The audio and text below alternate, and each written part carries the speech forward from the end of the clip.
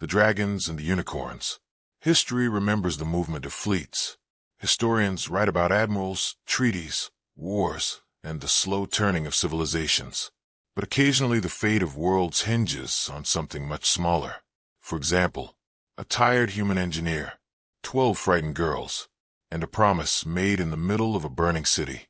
Conti Ovamber had built towers on methane worlds where the atmosphere was thick enough to taste, and the wind could peel steel plating from a careless structure. He had overseen the assembly of a research habitat spun slowly inside the hollow of a drifting asteroid in the Lithian belt, where every bolt had to be torqued by robots because the rock itself shifted unpredictably as it orbited. Once early in his career, he had anchored an oceanographic station to the edge of a glacier the size of a continent on the world Harrowdeep, a slab of ice so massive it generated its own weather and cracked like distant thunder every few hours. Those projects had not made headlines. They had simply stayed standing, which, in the construction business, was the entire point. Conti was not a genius. There were people in the field whose equations could redesign a city overnight. There were architects whose structures were admired across 3 star systems. Conti did not write revolutionary papers or appear on academic panels. But when someone needed a structure that absolutely would not collapse in alien conditions, gravity that fluctuated unpredictably, soil that behaved more like liquid than rock, storms that could scour a valley clean in an hour, Conti's name tended to appear on the list. He had a reputation among practical engineers: reliable, unflappable, stubborn about safety margins, as his colleague Marina Valles once described him with grudging admiration. It was that reputation, quiet, solid, dependable, that had brought him to the Interstellar Structural Engineering Conference on Iviome. The invitation had arrived with very little ceremony. A short message from the conference chair, Professor Talon Arith, an Asteri structural theorist famous for designing orbital habitats that could remain stable for centuries without maintenance. Mr. Ovamber, your work on adaptive foundations and variable gravitic fields has drawn attention among our planning committees. We would value your participation in the Iviome conference. Talon Arith. Conti had read the message twice, scratched the back of his neck, and said aloud to his empty apartment on New Tucson Station, "Well, all right then."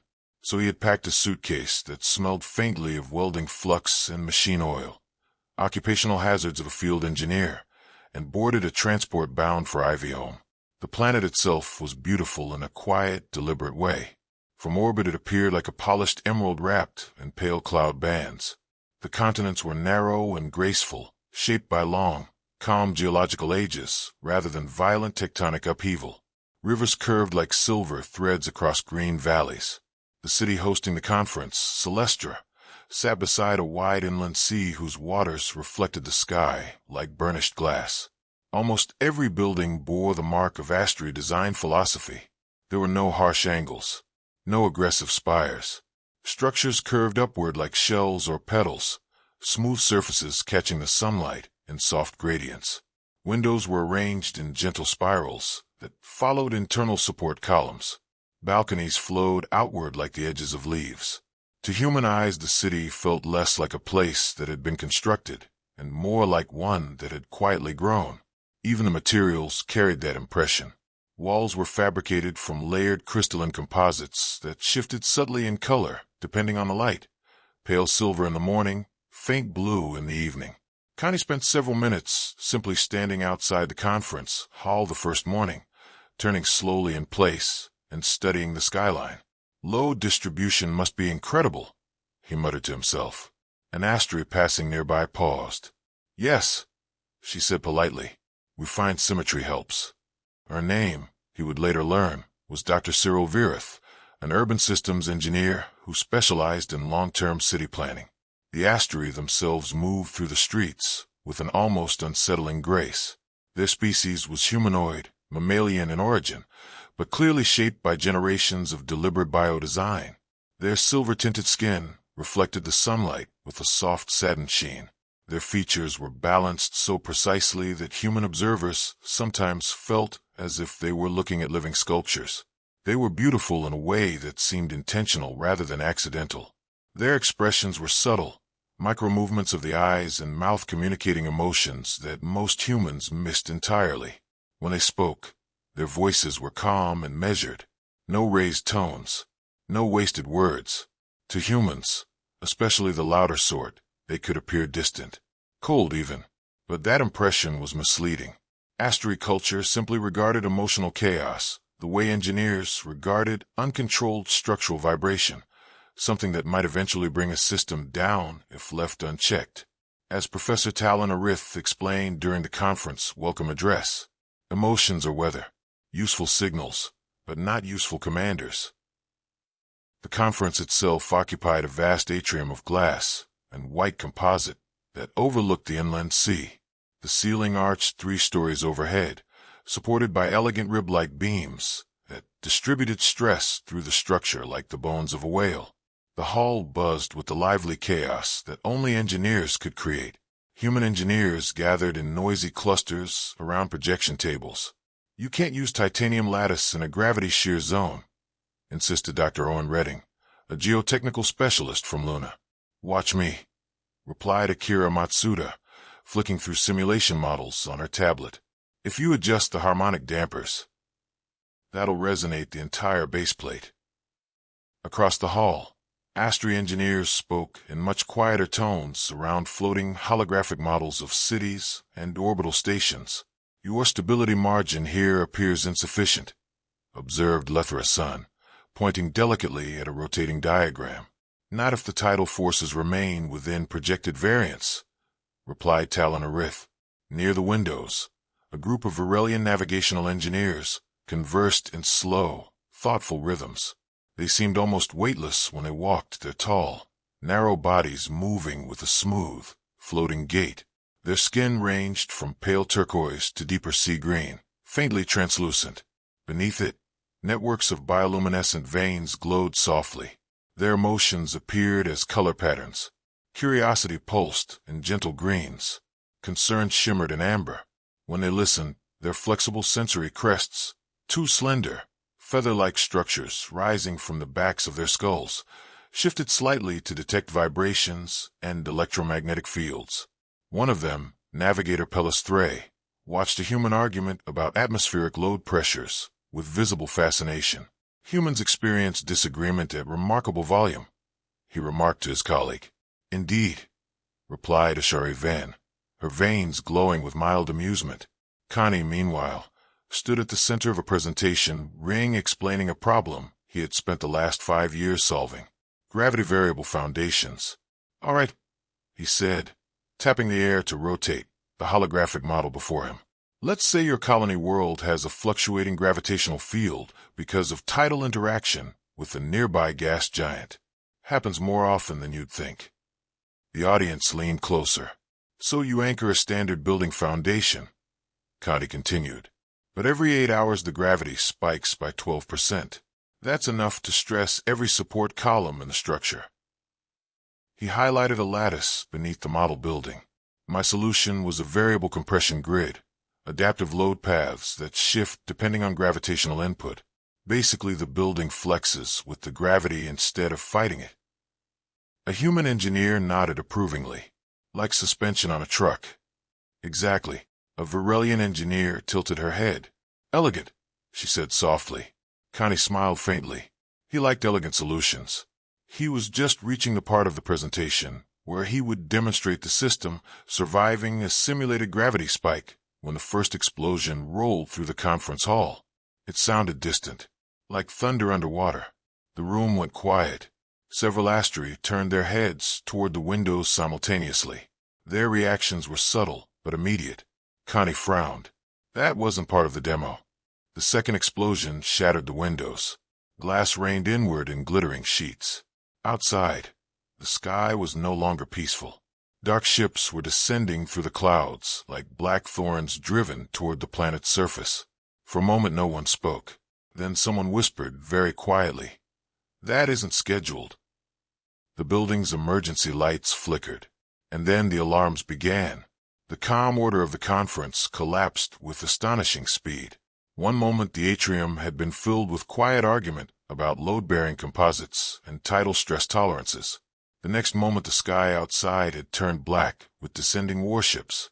The alarms began as a low-pulsing tone, almost polite at first, as if the building itself were uncertain whether panic was appropriate. Within seconds the tone sharpened into a piercing emergency signal that echoed through every corridor. Lights flickered. The city beyond the shattered windows erupted into movement. Shuttles lifted in frantic spirals. Emergency sirens wailed across the skyline. And then the attackers struck the central power nexus. It was a brilliant target. The Asteri grid system was a marvel of engineering, an elegant web of quiet fusion reactors and transmission conduits that powered the entire city with flawless efficiency. But it also meant the system had a heart. And hearts, unfortunately, could be destroyed. A flash of white light erupted on the distant horizon where the Nexus Tower stood. The ground trembled. Every vehicle in the sky faltered at the same instant. Hover traffic froze. Shuttles dropped like stunned birds. The great tram lines that glided through Celestara's streets slowed to a stop with eerie synchronization. Transportation died instantly. Hover cars sank to the pavement. Cargo drones drifted sideways and collapsed. Even the small autonomous courier pods scattered across the streets went dark. The city's elegant, efficient transit network had been turned into a graveyard of silent machines. A murmur of fear rippled through the conference hall. Then the alien troop carriers began landing. Dark hulls split open as they descended between towers. Ramps unfolded. Lines of armored figures poured into the streets with mechanical precision. The invasion had begun. Conti Ovamber grabbed his tablet, shoved it into his satchel, and ran. He was not thinking about courage. He was thinking about numbers. Distance to the human embassy: 2.8 kilometers. Normal walking speed: 5 kilometers per hour. Walking speed in a panicking crowd: 4 kilometers per hour, if lucky. Alien soldiers: unknown capability. Probability of reaching embassy alone: uncertain but plausible. Probability of waiting for official evacuation: rapidly approaching 0. Not good. He pushed through the conference doors and into a hallway filled with running engineers. Emergency transports will arrive shortly, an Asteri voice announced through the building system. Connie glanced out a shattered side window and muttered, "No, they won't." He rounded a corner toward a service stairwell. That was when he heard the crying. It was not loud. Just a small cluster of frightened voices echoing through the corridor. Connie slowed. The sound came from a classroom whose door stood half open. The sign above it read, "Junior Engineering Workshop." He stepped inside. The room was brightly lit and strangely peaceful compared to the chaos outside. 12 girls sat scattered around tables covered in educational construction kits. Miniature structural beams, modeling clay foundations, tiny simulation tablets. Human. Asteri. Virellian. They all looked up at him. Their instructors were nowhere to be seen. One small human girl with dark hair and tearful eyes spoke first. "Are we supposed to wait here?" Connie stared at them. Just for a second. His brain tried very quickly to solve a new equation. 12 children. Alien invasion. No adult supervision. Evacuation distance: still 2.8 kilometers. Survival probability: significantly worse. He clapped his hands loudly. "All right," he barked. 12 heads snapped toward him instantly. Children respond well to confidence. "We're evacuating," he said. The girls stared. An Asteri girl with pale silver skin and perfectly calm posture raised her hand politely. "Are you in charge?" Connie shrugged. "I am now." Connie moved quickly around the room, counting. 1, 2, 3. Human. Asteri. Virellian. He reached 12 and nodded to himself. 12 was manageable. 12 meant you could form 2 groups. 12 meant someone could always watch someone else. He pointed at 6 girls who were already standing straighter than the rest. A tall Virellian girl whose bioluminescent veins glowed pale green with curiosity. A serious Asteri girl with dark silver hair pulled neatly behind her shoulders. A freckled human girl who looked like she was already planning something. "You 6, Connie said, pointing. "You're dragons." The Virellian tilted her head. "Why dragons?" "Because dragons protect people." The answer seemed reasonable. The girls exchanged glances. The freckled human grinned slightly. Connie turned to the remaining 6. "You're unicorns." One of the smaller human girls wiped her eyes. "Why unicorns?" "Because unicorns are fast and clever," Connie said, "and they're very good at staying alive." A small Virellian girl's veins glowed faint blue with cautious pride. The naming worked immediately. Children like roles. They like missions. They like stories where they matter. The dragons stood a little taller. The unicorns looked determined not to disappoint anyone. Connie nodded approvingly. "Good. Dragons lead." He pointed to the freckled human. "Your first dragon." "Name's Rhea Carter," she said. "Excellent." He gestured to the tall Virellian. "Your second dragon." "Lettiz Pell, navigator student," she said calmly. The Asteri girl spoke next. "Sarah Virith." Connie smiled faintly. "Good. Leadership instincts already present." He turned back to the rest. "Unicorns stay between the dragons. Nobody runs ahead. Nobody lags behind." Outside the classroom, another explosion echoed through the building. Dust drifted from the ceiling. The girls glanced toward the door. Connie adjusted his satchel and took a breath. "All right," he said. "Time to go save the world." Another boom rattled the walls. He opened the door. "Stay close."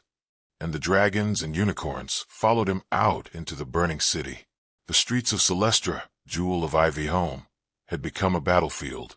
Smoke curled upward between the elegant towers. Fires licked at the smooth Asteri facades that had been designed for centuries of calm weather, not war. The sky above was no longer blue, but streaked with contrails, falling debris, and the slow descent of enemy troop carriers. Alien soldiers marched through the avenues in disciplined armored columns. They were tall, broad-shouldered creatures encased in dark composite armor that drank the light. Their helmets were smooth and faceless, interrupted only by narrow red sensor slits. Their weapons pulsed with a dull violet glow that suggested terrible energy contained inside compact machinery. Everywhere around them the city panicked. Civilians ran in every direction. Human engineers from the conference sprinted across plazas clutching datapads. Asteri citizens moved more calmly, but no less urgently, guiding elders and children toward shelter entrances. Virellians glided through the chaos with eerie grace, their bioluminescent veins flashing quick pulses of alarm as they navigated the shifting currents of fleeing crowds. Connie moved the girls into a narrow service street that ran between 2 sweeping research towers. "Stay tight," he said over his shoulder. "Dragons front and rear. Unicorns in the middle." Rhea Carter, the freckled human dragon, nodded seriously and took point. Behind her, Sarah Virith, the calm Asteri girl, kept the group moving with quiet authority. At the rear walked Lettiz Pell, the tall Virellian dragon, whose luminous veins now glowed a cautious amber. They hurried through the side streets, while explosions echoed across the city like distant thunder. Suddenly, Lettiz lifted her sensory crests. They spread slightly like delicate antennae. Her glowing veins flashed brighter. "Something heavy approaching," she whispered. Connie didn't question it. "Alley, now." He ushered all 12 girls into a narrow passage between 2 buildings barely wider than a hallway. A moment later the ground began to vibrate. An alien-armored transport roared past the mouth of the alley, its engines producing a deep mechanical growl that vibrated in the bones. The vehicle was massive, riding on 6 articulated legs like a metal insect, each step crushing broken pavement beneath its weight. The girls held their breath. The transport marched past. Connie waited another 3 seconds. "All right," he whispered. "Move." They hurried back into the street. Another block. Another corner. Then the building ahead of them collapsed. The explosion came without warning. A section of the upper facade tore loose, with a sound like the world splitting open. Thousands of tons of crystalline composite sheared away and plummeted toward the street. Connie saw it first. Back. He grabbed 2 unicorns, one human, one Virellian, and yanked them backward just as the wall smashed into the pavement where they had been standing. The impact shook the entire street. Dust exploded outward in a choking cloud. Fragments of glass and stone clattered across the ground. Everyone coughed. Conti wiped grit from his eyes. "Dragons check unicorns," he shouted through the dust. Ria's voice answered immediately. All here. Another girl spoke up. Still 12. Good, Conti said. Keep moving. They pushed through the dust cloud and continued down the ruined street. At the next intersection, Conti froze. A squad of alien soldiers marched across the avenue ahead. 6 of them, armor gleaming dark red in the firelight, weapons raised. Conti held up a hand. The group stopped instantly. He leaned close and whispered, Down. Conti stepped forward slowly. No, he said quietly. They're not. Captain Halden raised a small pistol-shaped device. Stand down. Conti didn't. The captain pulled the trigger. A crack of electricity exploded through the air. The taser bolt struck Conti square in the chest. His muscles locked instantly. Pain surged through his body like liquid lightning. For one horrible second he couldn't breathe. Then the world folded in on itself. Darkness. Conti woke to the steady hum of recycled air. He was lying on a narrow cot. A gray metal ceiling stared down at him. For several seconds he simply lay there, trying to remember where he was. Then everything came rushing back. The beam, the dragons, the unicorn screaming in the street, the shuttle bay, the taser. Conti sat up abruptly. Metal bars surrounded the room. A detention cell. He staggered to his feet and grabbed the bars. Hello. Footsteps approached. A uniformed security officer appeared. You're awake. Where are the girls? They're safe. The unicorns. No information available. Conti gripped the bars harder. You left them. The officer shifted uncomfortably. You attempted to commandeer a military shuttle during an evacuation. I was trying to rescue children. You endangered a civilian vessel. The charge sheet arrived 2 hours later. Attempted theft of military property. Reckless endangerment of civilians. Violation of evacuation protocols. Conti stared at the document in disbelief. You've got to be kidding. The trial never actually happened. Word of the incident spread quickly. 6 frightened girls had told their parents everything. About the engineer who had pulled them through collapsing streets. About the floodwaters. About the dragons and unicorns. About the promise that everyone would reach safety. The dragons' families were not ordinary citizens. One father was a Terran orbital engineer responsible for half the docking infrastructure in the Tau corridor. One mother was a Virellian deep space navigator whose maps guided entire fleets. And Sarah Viritha's parents were Asteri planetary planners with considerable diplomatic influence. Within days, a legal defense team appeared. The charges quietly disappeared. Conti walked out of detention a free man. But freedom did not bring relief. 6 girls. Human. Asteri. Virellian. 12 years old. Gone. And Conti Ovamber heard their screams every night. The next few years blurred together in a way that would have been difficult to describe even if Conti Ovamber had wanted to. Days turned into weeks. Weeks became contracts. Contracts dissolved into bar tabs and half-remembered transit tickets. Conti drifted. At first he tried to return to work. He took a job repairing structural damage on a refinery platform orbiting Kestrel 9, a sulfurous gas giant whose storms could twist metal support struts like paper clips. The work was routine. Inspect truss failures, patch cracked load plates, supervise drone welders. He lasted 3 weeks. Every time the platform's emergency siren sounded, routine drills, nothing serious. He felt his chest tighten. He would hear echoes of Celestara's alarms. He quit the job and moved on. Next came a short contract in the Talos Belt, where an asteroid mining cooperative needed someone to stabilize their rotating habitat ring after a collision with the stray or hauler. Conti solved the problem in 4 days. It should have taken 3 weeks. The habitat foreman watched him finish the final calculations and shook his head in admiration. You're wasted doing repair work, the man said. You should be designing stations. Conti shrugged. Just good at patching holes. But when the foreman offered him a long-term position, Conti declined. He moved on again. More contracts. More short-term engineering work. Repairing weather towers on the desert world Galen's reach. Inspecting foundation stress fractures beneath a floating research platform on Horizon Ocean. Helping rebuild a damaged transit bridge on Sidra Station. He always did excellent work, but he never stayed, and every job ended the same way, with Conti sitting alone at a bar somewhere near the docking ring, staring into a glass he kept refilling. Bars. Too many drinks. The alcohol helped at first. It blurred the edges of the memories, but it never erased them, because every night, without fail, he heard the same sound. 6 girls screaming as the matter beam took him away. Sometimes the dream was brief.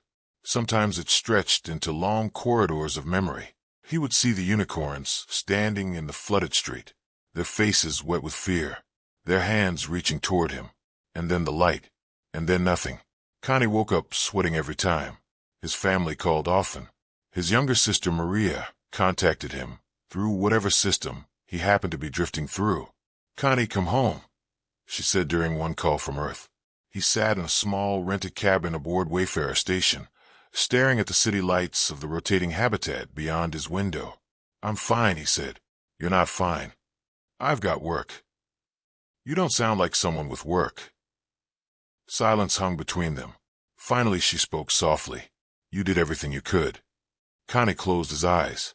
"No," he said, "I didn't." "You saved 6 of them." "I left 6 behind."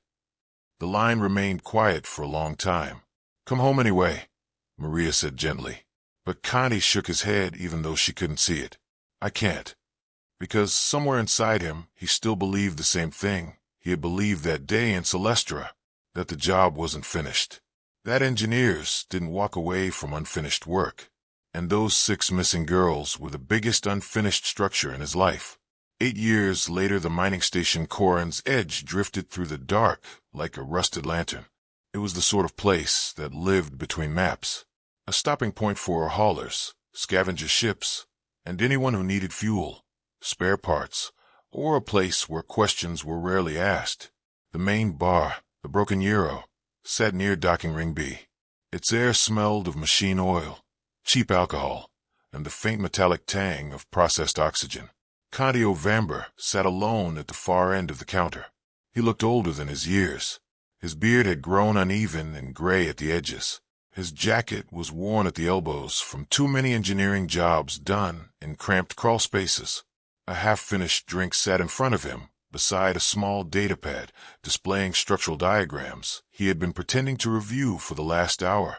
The bartender, a heavy-set woman named Tara Voss, wiped down the counter and glanced at him. "You planning to actually drink that?" she asked. "Or just stare at it until it evaporates?" Conti shrugged, working up to it. "4th one tonight."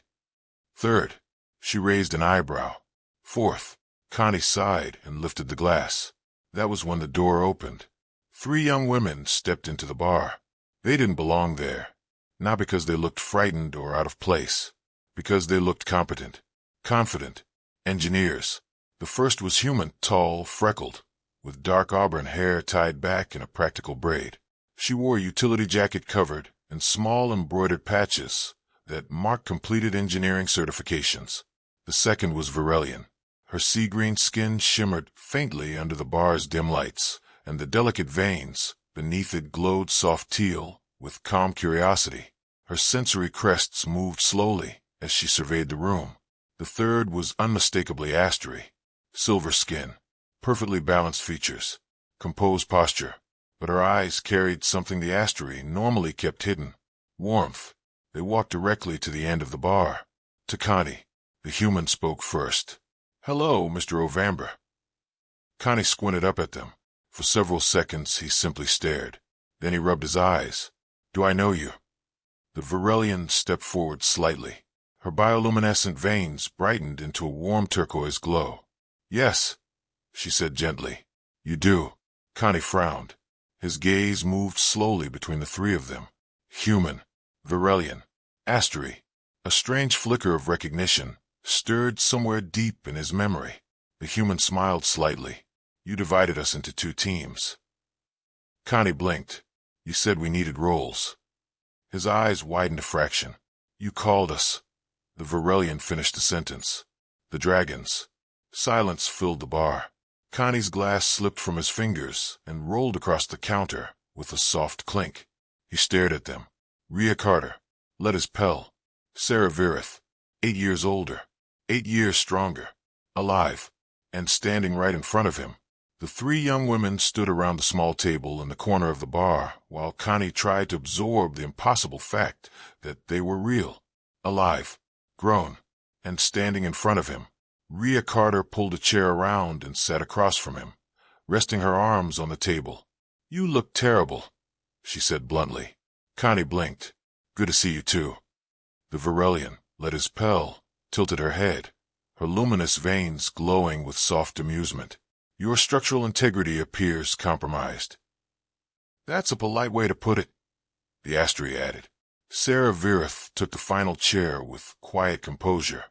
Even after 8 years, her posture carried the calm precision of Asteri discipline. Connie rubbed his face. "You're older.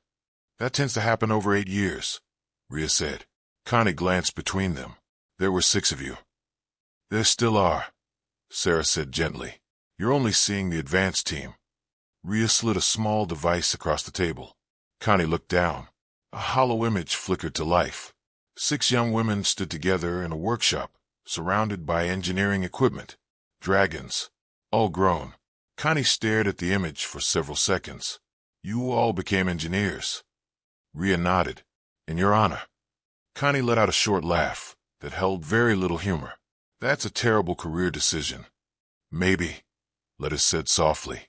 "But you taught us something important." "What?" "Engineers fix things." Silence hung between them for a moment. Then Sarah activated another image. A grainy satellite photograph appeared above the table. A ruined section of Celestara. Connie leaned forward. "What's this?" "A survey drone image," Sarah said. "Taken 3 months ago." Rhea tapped the hologram. A small circle appeared. Inside it stood a thin human figure wearing torn clothing. Connie's breath caught. "Is that one of the unicorns?" Rhea said. "Alive." The world seemed to narrow around Connie. For 8 years he had carried the certainty that the unicorns were dead, that he had failed them. And now, "Which one?" he asked quietly. "We're not sure," Lettuce said. The image quality was poor, but it was definitely one of the 6. "Why didn't anyone go get her?" "Because Ivy Home is still a war zone," Rhea replied. Connie looked back at the image. The ruined streets, the shattered towers, the ghost of the city he remembered. He straightened slowly in his chair. For the first time in years, something sharp returned to his eyes. "Then we go get her." The search for Captain Marcus Halden took nearly 2 weeks. It turned out disgraced transport captains were not especially difficult to locate. Halden had vanished into the outer trade routes shortly after the war began. Eventually, they found him living quietly aboard a small cargo freighter called the Long Return, operating out of a dusty refueling port on the edge of the Lorien corridor. The ship looked old but well-maintained. The man who opened the airlock looked older still. Halden had aged hard in 8 years. The nervous energy Connie remembered had been replaced by a heavy stillness. His hair had gone almost entirely gray. Deep lines ran across his face like stress fractures in metal. He stared at the group standing in the docking corridor. 6 dragons now stood behind Conti, Rhea, Lettice, Sarah, and the 3 others who had joined them since the bar. Maya Santos, a brilliant propulsion engineer, Thierry Solan, a Virellian systems specialist, and Delara Vireth, Sarah's younger sister and a structural fabrication prodigy. Halden recognized Connie instantly. His shoulders sagged slightly. "I wondered if this day would come." Connie stepped forward. "We found one of them." The captain's eyes flickered. "One of the unicorns." Silence filled the docking corridor. Halden looked past Conti at the 6 young women behind him. "You all survived." Rhea nodded. "Thanks to him." Halden's gaze dropped briefly to the floor. "What do you want from me?" Connie spoke plainly. "We're going back to Ivy Home." The captain's eyes widened. "That world is still contested space." "We know. You'll be shot down." "Maybe." Halden stared at them for a long moment. Then he slowly exhaled. "I've spent 8 years waiting to hear those words." Connie frowned slightly. "What words?" Halden looked him in the eye. "Another chance." He stepped aside from the hatch. "Come aboard." The dragons transformed the Long Return into something entirely new. The freighter had originally been designed to haul industrial equipment between colony systems. Its hull was strong but unremarkable. Within 3 weeks, it had become something else. Stealth plating lined the outer hull. Experimental materials designed by Sarah and Alara that scattered sensor reflections like broken mirrors. Maya Santos rebuilt the propulsion core with modified gravitic drives capable of short bursts of astonishing speed. Thierry Solène rewrote the ship's navigation software to integrate Virellian predictive mapping, allowing the vessel to weave through asteroid debris and sensor nets with impossible precision. And at the center of the transformation was the new matter beam. Connie watched them work with quiet amazement. The 6 dragons moved around the ship's engineering decks like a perfectly coordinated team. They argued about design tolerances, scribbled equations across holographic boards, and rewired entire control systems with confident speed. At one point, Connie leaned against the console and shook his head. You realize you've turned a cargo freighter into something that could sneak past half the fleets in the quadrant. Rhea grinned. That was the idea. 3 weeks later, the ship left the Lorien corridor. Its new name glowed across the hull. Dragonflight. The journey to Ivy Home took 6 days. When the planet finally appeared on the forward screen, silence filled the bridge. The world looked wounded. Large sections of Celestara still lay in ruins. Burned districts scarred the landscape where alien occupation forces had once held territory. Above the planet, fleets waited.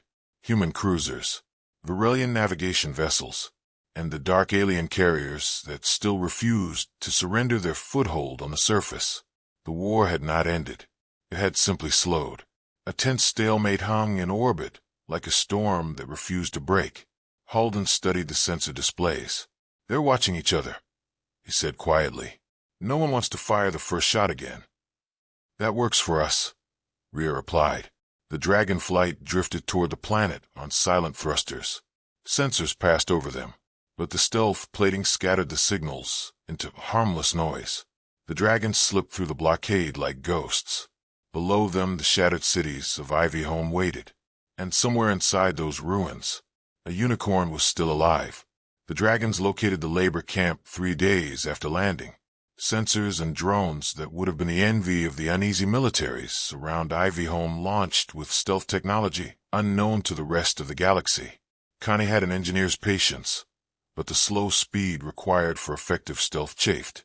Finally, useful data, beamed on tight and directed transmissions, began to deliver useful information.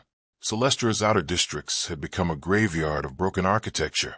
Entire neighborhoods collapsed into tangled piles of glass and alloy. Smoke drifted constantly from half-burned industrial sectors, where fires still smoldered beneath the ruins. The facility they were looking for stood at the edge of one of those ruined districts. The ship's AI had matched it to the image of the missing unicorn. Once it had been an industrial recycling complex, part of Ivy Home's elegant environmental system. Mountains of scrap metal, damaged vehicles, and obsolete construction components had once been dismantled and reprocessed there. Now it was a prison. The alien occupiers had surrounded the compound with 3 layers of electrified fencing. Watchtowers rose at each corner, their harsh floodlights cutting through the gray twilight like surgical beams. Guard patrols walked the perimeter in slow, methodical loops. Inside the fences stretched a vast yard of broken machinery. Prisoners labored there in endless lines. They hauled twisted metal beams, shattered transport engines, fragments of fallen buildings, anything that could be salvaged and repurposed for the occupying army. The work never stopped. The only sounds were the grinding of carts, the dull crash of scrap piles shifting, and the occasional crack of alien command voices barked through translation devices. The prisoners were a mixture of species. Humans, Asteri, Virellians. Some moved slowly from exhaustion. Others simply stared forward with hollow resignation. "Armor up," said Rhea in the cargo bay. The dragon girls moved towards crates stored in a corner that Conti only now noticed. "Armor." Maya hid her grin. "Oh, didn't we brief you on the armor?" The crates opened on touch. Conti eagerly peered into a crate. I only recognize about half of those components. And what I do recognize looks like pure evil." Alara held up what looked like a gleaming chest plate to Conti. His eyes refused to focus on the strange silvery alloy. "We started planning this when we were 16. We made you one, Conti." The Dragonflight stealth combat suit was the proudest invention of the 6 dragons, a piece of engineering that blended the strengths of 3 civilizations and the stubborn practicality of one human construction engineer. It was not military hardware. It was engineer hardware, which meant it was built to survive anything.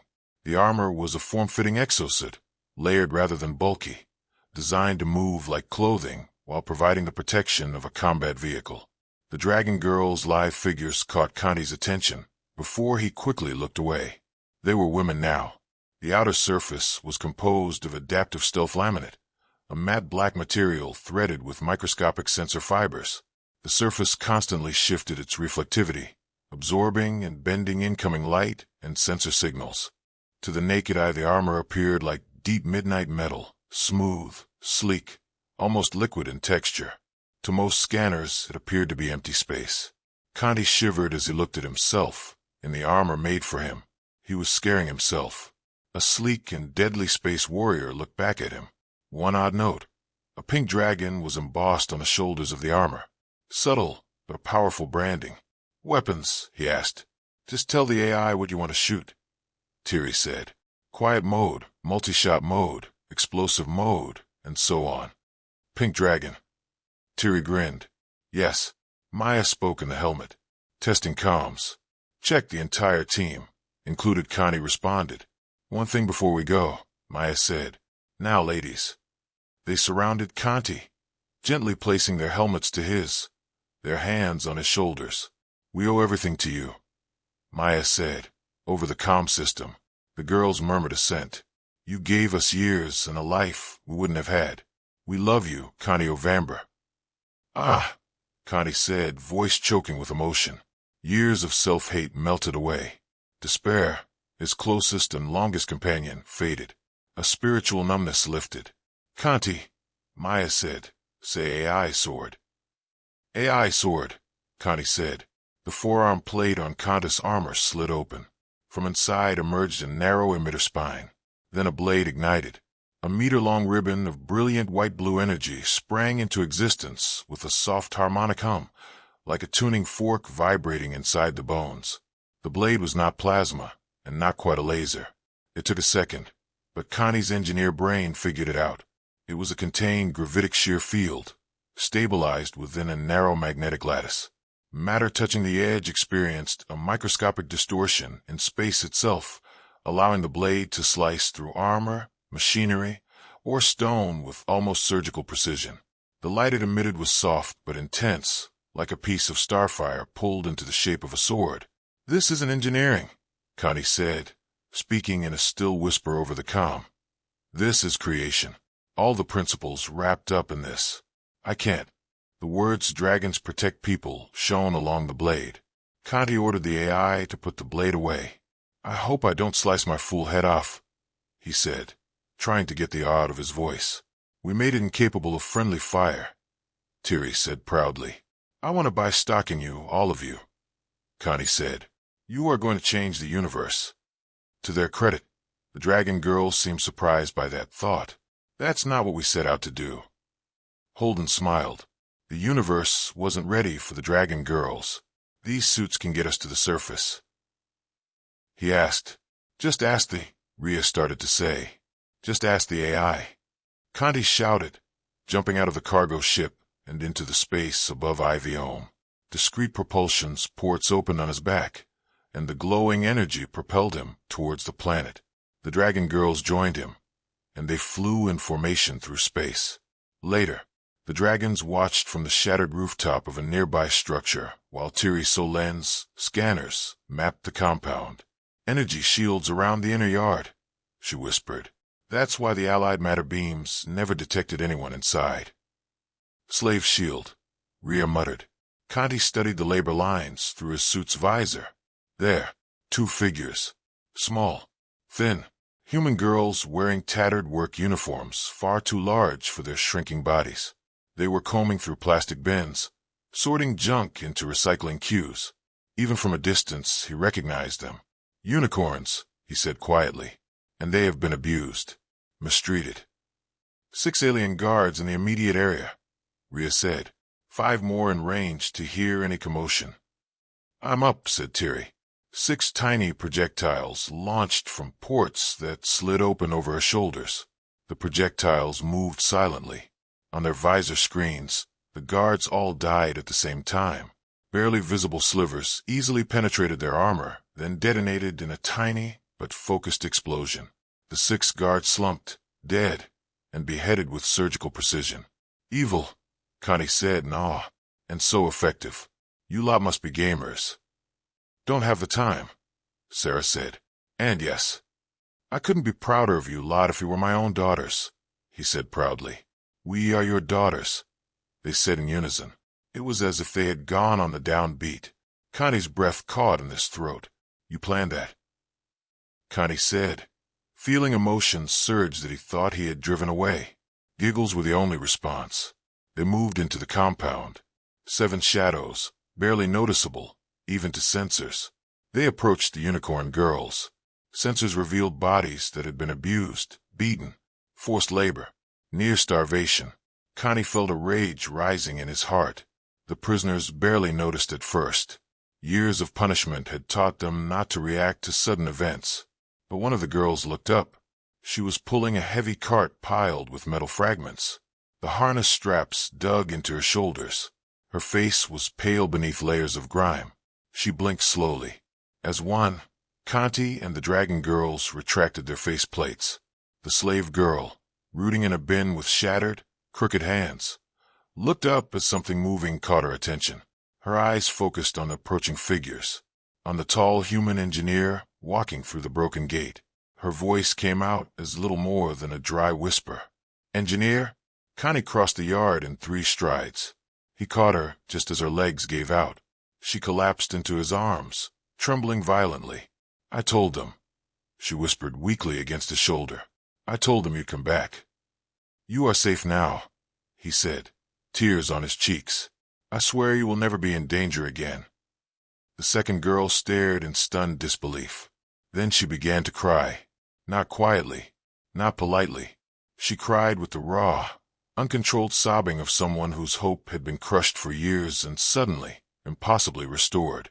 Conti and the dragon girls gathered around both of them. In the midst of hugs and the friendly teary faces, the 2 unicorn girls felt safe for the first time in 8 years.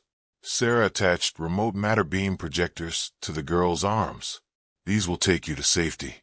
Halden, our pilot, is waiting to take care of you. Please play part 2 to continue the story. Connie has found the unicorn girls at last, but rescue is only the beginning. As the remote matter beam projectors lock onto their trembling arms, the girls are sent toward Halden's waiting ship and the first true safety they have known in 8 years. But the people who imprisoned them are not finished. The city is still wounded. Enemies are moving in the dark, and Conti and the dragon girls must decide what justice looks like when mercy, rage, and impossible technology collide. Part 2 begins with the rescue flight, the return to Dragonflight, and the moment the unicorn girls finally realize they are free.